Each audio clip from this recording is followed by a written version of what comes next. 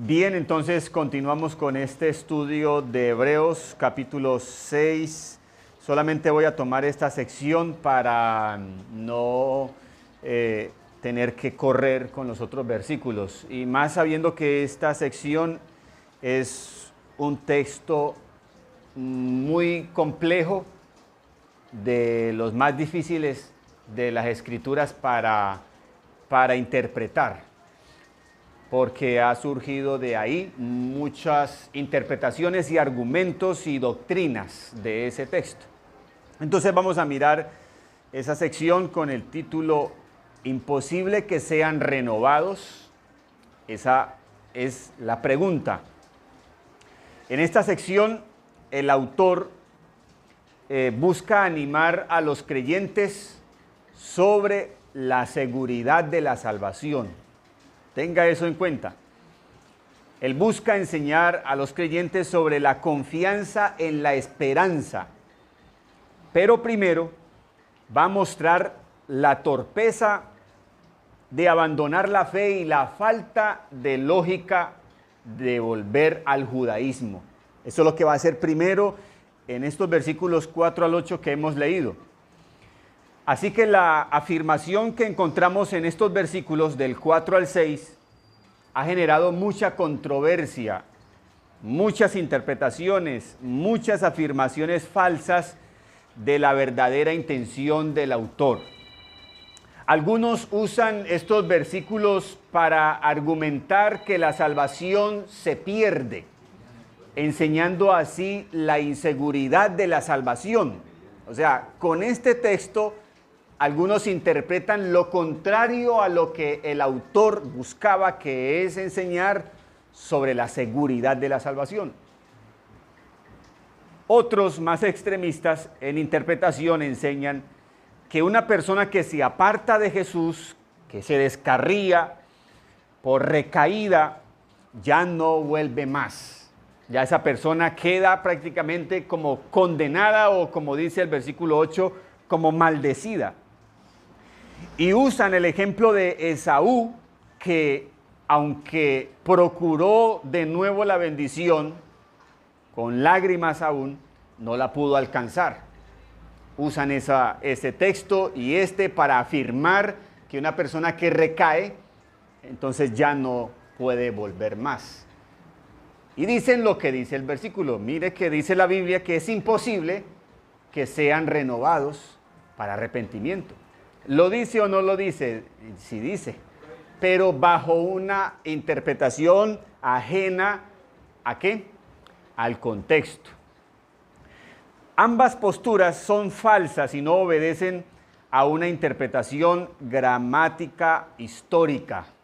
Siempre la Biblia debe tener una interpretación histórica y gramática para que tenga una correcta interpretación. O sea, hay que analizar cuál es el contexto histórico de lo que escribió el autor y hay que descifrar la gramática que hay ahí, estudiar la gramática, mirar el sentido de las palabras, del lenguaje, para luego entonces, con estas dos bases o principios, sacar una interpretación lo más ajustada posible a lo que el autor tuvo en su intención de escribir.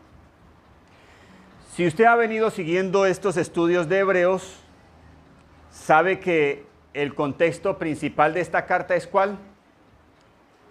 La apostasía, ¿cierto? En otras palabras, el abandono de la fe.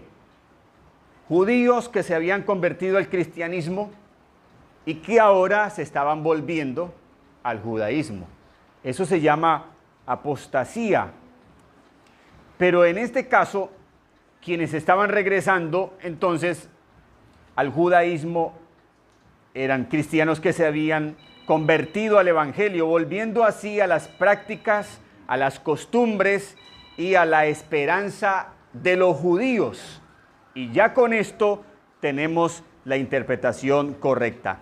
Tenemos la interpretación correcta de lo que el autor está diciendo. Así que cuando el autor dice que es imposible, versículo 4, que los que una vez fueron iluminados y gustaron del don celestial y fueron hechos partícipes del Espíritu Santo, y asimismo gustaron de la buena palabra de Dios y los poderes del siglo venidero, y recayeron, sean otra vez renovados para arrepentimiento.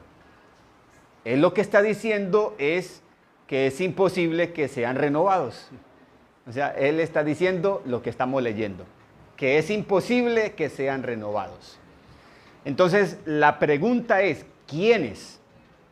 Ya tenemos una primera respuesta. Judíos que se habían convertido al cristianismo y que ahora están regresando otra vez al judaísmo, apostatando así de la fe.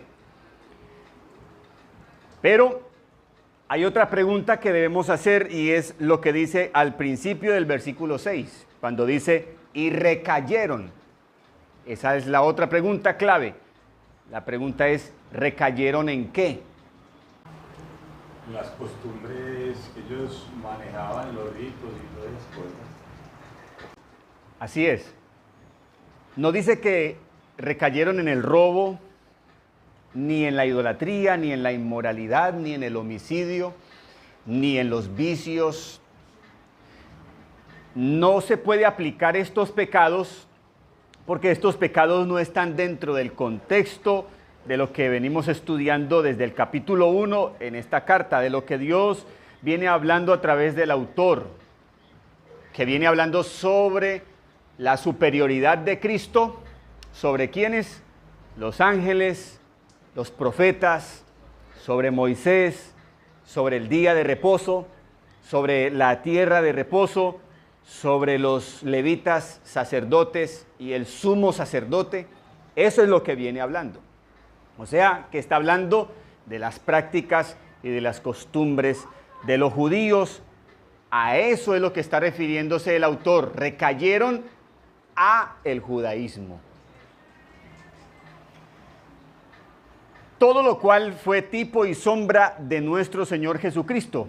Jesús es la realidad misma de lo que hablaba el Antiguo Testamento o el Antiguo Pacto. Así que volver al judaísmo es regresar para esperar que Cristo sea crucificado, que Jesús sea crucificado, que el Salvador sea crucificado, cuando ya el Salvador fue crucificado. Por eso es una torpeza y no tiene lógica volver al judaísmo. Jesús es el único Salvador y no va a volver a ser crucificado. Entonces, no tiene sentido la apostasía. La negación de la fe en Jesús es algo tonto y es algo ilógico. La parte B del versículo 6 dice, porque ellos están tomando una posición como de esperar a que Jesús sea nuevamente crucificado. Por eso dice, crucificando de nuevo para sí mismos al Hijo de Dios y exponiéndole al vituperio. ¿Habrá posibilidad entonces de que ellos, regresando al judaísmo, donde van a tener otra vez la esperanza de que el Salvador venga para ser crucificado, va a ser crucificado? No va a ser crucificado. Entonces es imposible que ellos sean renovados para arrepentimiento.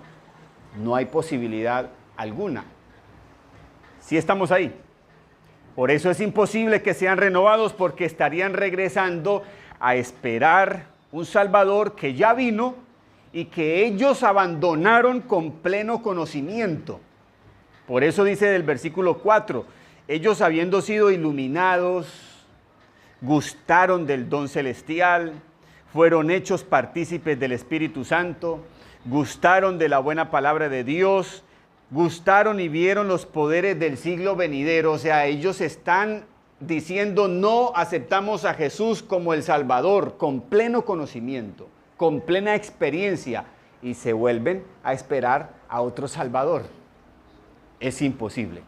Ahora, algunos dicen, entonces, mire que la salvación sí se pierde porque estos eran creyentes. Mire, fueron iluminados, gustaron del don celestial, fueron hechos partícipes del Espíritu Santo. Ve, ellos fueron creyentes y perdieron la salvación. Pero eso no es lo que está diciendo el autor.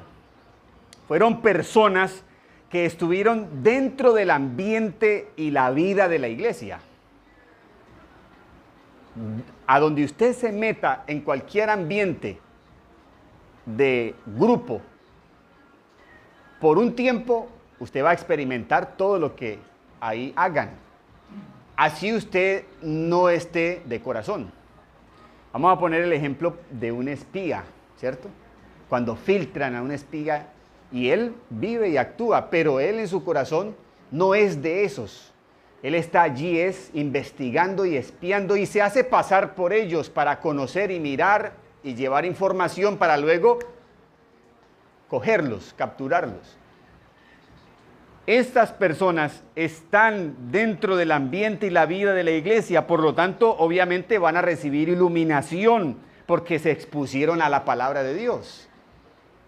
Una persona, por muy torpe que sea, no va a dejar de entender que si practicas el pecado o que ya estás condenado por el pecado en el que estás. Eso es imposible que una persona, por muy torpe que sea, no vaya a saber eso. Al exponerse a la palabra va a ser iluminada por la palabra. Va a probar del don celestial. Van a ser partícipes del Espíritu Santo. También van a poder experimentar y ser partícipes de lo que el Espíritu Santo hace en medio de la vida de la iglesia. O sea, es como dijo el apóstol Juan, estuvieron con nosotros. Obviamente, al estar con nosotros, iban a experimentar lo de nosotros. Pero Juan dice, pero no eran de nosotros. ¿Cierto? Porque si hubieran sido de nosotros, ¿qué dice Juan? Habrían permanecido. ¿Cuál fue la indicación para Juan de que no eran de nosotros? Que se fueron. Estos mismos de Hebreos que recayeron y se devolvieron al judaísmo es señal de que ellos no eran de nosotros, porque se fueron. Si hubieran sido, hubieran permanecido. Esa es una señal. Es como los que salieron de Egipto. ¿Quiénes salieron de Egipto? Todo el pueblo de Israel. Y unos salieron hasta, parece como de mala gana, ¿cierto? Porque lo primero que hicieron cuando tuvieron hambre fue renegar de lo que estaban aguantando allá supuestamente y lo que comían supuestamente en Egipto. Y salieron todos de Egipto y todos pasaron el mar en seco. Todos tomaron agua de la roca. Todos comieron maná. Hasta carne comieron también cuando Dios les dio harta carne. O sea, ellos estuvieron ahí, pero dice la palabra que ellos no entraron en el reposo. ¿Por qué? Por la desobediencia, ¿cierto? Ellos estuvieron allí, experimentaron, vieron, probaron las cosas de Dios, comieron del maná, vieron las experiencias, aún fueron guiados también por la nube. ¿Qué representaba la nube? La dirección de Dios, el Espíritu Santo guiándolos a través de la nube, y se detenía y ellos se detenían. También fueron guiados. ¿Por qué? Porque estaban ahí, pero no eran de nosotros. La confirmación que dice Juan. Así que eso mismo vivieron estos creyentes de Hebreos cuando estaban allí como creyentes, entre comillas, pero no eran creyentes genuinos. Es lo que una vez nos enseñaron, que en la iglesia hay dos iglesias, bueno, algo así. Está la iglesia visible y la iglesia invisible. La iglesia visible somos todos los que nos vemos. Yo no sé quién, yo no puedo decir, no todos somos hijos de Dios, eso solamente lo sabe Dios. La iglesia visible son todos los que estamos. Pero la iglesia invisible, los que son propios del Señor, solamente Dios lo sabe. Porque sabemos que no todos los que están en una iglesia son creyentes. Hay unos que no, ¿cierto? Entonces, es la misma situación. No eran creyentes genuinos. ¿Por qué? Vamos a mirar versículos 7 y 8. Usa una ilustración para mostrar que no eran creyentes genuinos. Porque la tierra que bebe la lluvia, que muchas veces cae sobre ella y produce hierba provechosa a aquellos por los cuales es labrada, recibe bendición de Dios. Pero la que produce espinos y abrojos es reprobada, está próxima a ser maldecida y su fin es el ser quemada. El versículo 7 está hablando de los creyentes genuinos. El versículo 8 está hablando de los no genuinos, o como dice el mismo texto, los reprobados. Entonces el versículo 7 son los aprobados, el versículo 8 son los reprobados. La palabra clave aquí es la palabra tierra, versículo 7, porque la tierra, ¿a quién está haciendo referencia la palabra tierra? El término tierra, ¿a quién hace referencia?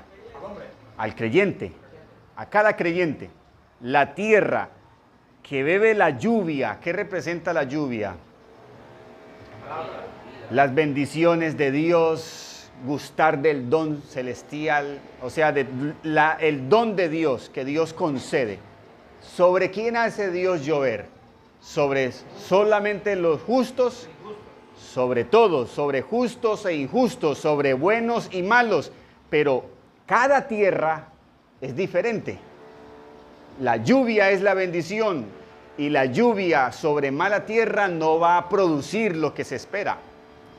Esa es la identidad de esa tierra. Esa es su naturaleza y lo que va a producir es algo que no agrada a Dios. Así que está usando esta figura entonces para mostrar que hay creyentes genuinos y creyentes no genuinos. El versículo 7 dice que la tierra que bebe la lluvia que muchas veces cae sobre ella y produce hierba provechosa a aquellos por los cuales es labrada, recibe bendición. Y el versículo 8 es la otra tierra, dice, pero la tierra que produce espinos y abrojos es reprobada. La que produce hierba provechosa son los creyentes genuinos, aprobados por Dios. Los que producen espinos y abrojos son los falsos, son los creyentes que recayeron. O sea, estuvieron ahí dentro de la iglesia, fueron iluminados, gustaron del don celestial, fueron hechos partícipes del Espíritu, gustaron de la buena palabra, o sea, cayó la lluvia sobre ahí la iglesia porque estaban dentro, o al menos físicamente dentro de la iglesia. Pero como dijo Jesús, por sus frutos los conoceréis. Entonces el problema no es, cayó la lluvia y sobre todo es, espere. Cada uno va a mostrar y a evidenciar qué es, qué clase de tierra es. Así que entonces es imposible que la tierra que produce espinos y abrojos, después de haber recibido la lluvia que muchas veces cae sobre ella, produzca hierba provechosa. Es imposible. Ya esa tierra solamente sirve para producir espinos y abrojos. ¿Y por qué produce espinos y abrojos? Porque es reprobada, dice el versículo 8. Es reprobada. Entonces es imposible. Así que lo que el escritor, el autor está diciendo es una afirmación lógica. Es imposible entonces que los que recayeron en el sistema levítico, después de haber conocido a Cristo, sean renovados para arrepentimiento. Ahora, resaltamos la palabra arrepentimiento. Dice, es imposible que sean renovados para arrepentimiento, no dice para salvación. Son dos cosas diferentes. Arrepentimiento hay muchos. Salvación, una sola. No es que arrepentimiento es uno. ¿Cuándo? No, que cuando yo hice la decisión de fe. No, el arrepentimiento debe ser todos los días. Cuando le hicieron la pregunta a un creyente así como nos enseñan a nosotros, ¿cuándo fue la última vez cuándo fue que usted se arrepintió? No, eso fue como en 1900 88, un 1 de marzo. Y allá usted se arrepentía, allá fue que yo me arrepentí, hermano, entonces necesita arrepentirse ya otra vez. ¿Cuánto hace que no se arrepiente? Así nos enseñaron a nosotros, ¿cierto? Y no, el arrepentimiento debe ser todos los días, porque todos los días pecamos.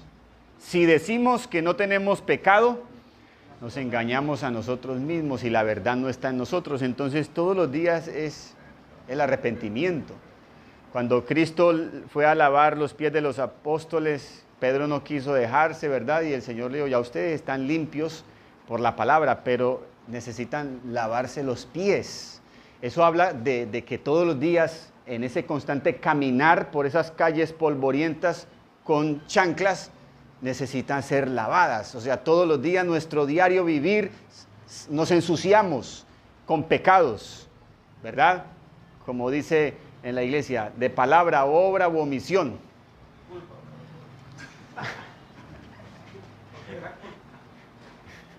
Así es, entiendo. Necesitamos arrepentirnos todos los días, todos los días. Entonces, arrepentimientos hay muchos, por eso dice, es imposible que ellos sean renovados para arrepentimiento, porque no está hablando de la salvación. Ellos no se van a arrepentir. ¿Por qué? Porque ellos abandonaron plena y conscientemente a Jesús. No hay más nada que hacer. O sea, están condenados en vida prácticamente, a no ser que la persona salga del judaísmo y vuelva al cristianismo.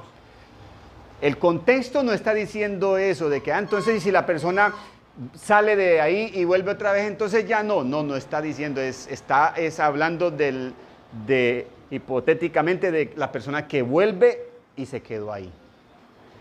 Si vuelve a salir del judaísmo a abrazar la fe cristiana, obviamente el Señor está presto para perdonarlo. Amén. ¿Sí está claro esta parte o hay dudas?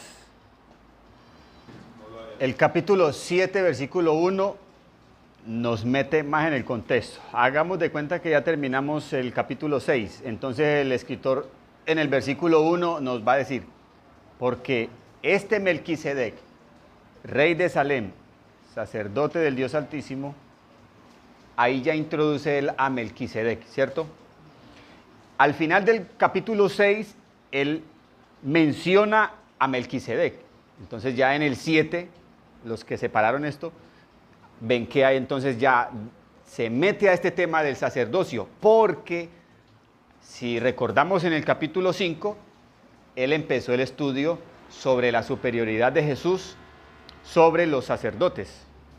Si usted se regresa al capítulo 5, Jesús, el gran sumo sacerdote, y luego entra al capítulo 6 como si fuera un paréntesis, es un paréntesis, pero a la vez hace parte del tema del sacerdocio, sino que hay un pequeño paréntesis. Por eso finaliza el capítulo 6 regresando al tema de los sacerdotes. El versículo 20 dice, donde Jesús entró por nosotros como precursor, hecho sumo sacerdote para siempre. O sea, ya va otra vez a retomar el tema del capítulo 5. Y el capítulo 8, versículo 1, ya aclara que ese es el tema que él viene tratando. Versículo 1 dice, ahora bien, el punto principal de lo que venimos diciendo es que tenemos tal sumo sacerdote, ¿sí? O sea, él sigue con ese tema y como que ahí está diciendo, no se me salgan del tema, que el punto principal es que estamos hablando de que Jesús es superior a los sacerdotes, y eso nuevamente nos hace aterrizar en el contexto de que está hablando es de la comparación de Jesús con el sistema levítico, en la cual Jesús es superior a todo ello. Por eso, el que recaiga al sistema levítico es imposible que sea renovado para arrepentimiento. Amén.